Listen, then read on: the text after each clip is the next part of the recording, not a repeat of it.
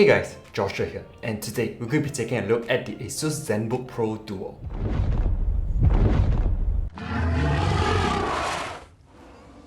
So let's get this opened up.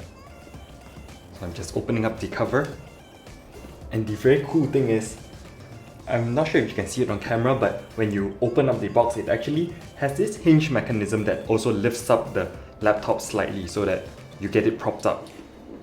So underneath, you're just going to get some paperwork, stuff like that underneath, which I'll dig into that later on, and also the keyboard wrist rest. So it's actually very light, so it won't be a problem carrying this around. And let's check out what's in the other box.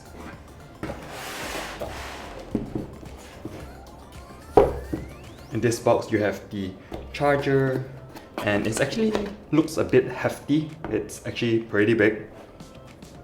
And then on the bottom you have all the cables to charge your laptop.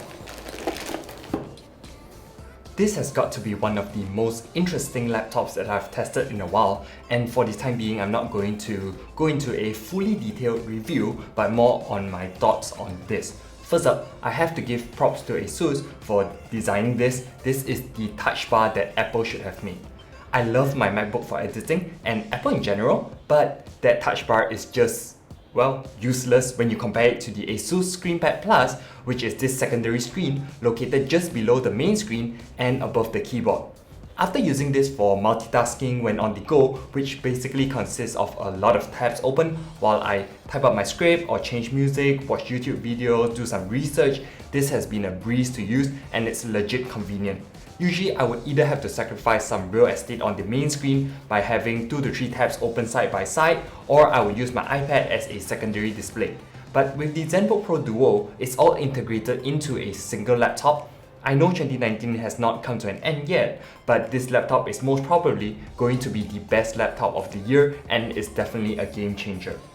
For my personal usage, I also like that I could have MTG Arena, so that's a game running on the main display while I scroll through my Facebook feed or reply emails through the ScreenPad Plus, so it just makes it very convenient for someone like me who is very used to having a lot of screen estate to play with.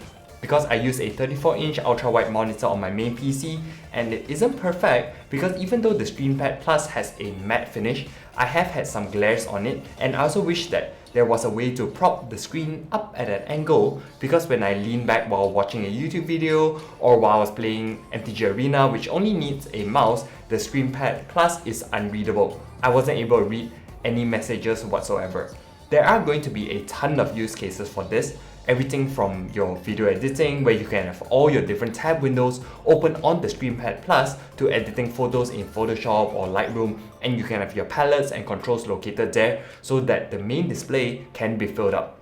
Even for gamers, this could be a laptop that you can bring to stream on the go, because you can easily throw up your XSplit window on the bottom with your chat and still have the main display showing your game at full screen. And because these are 4K screen displays, they're going to look incredibly good.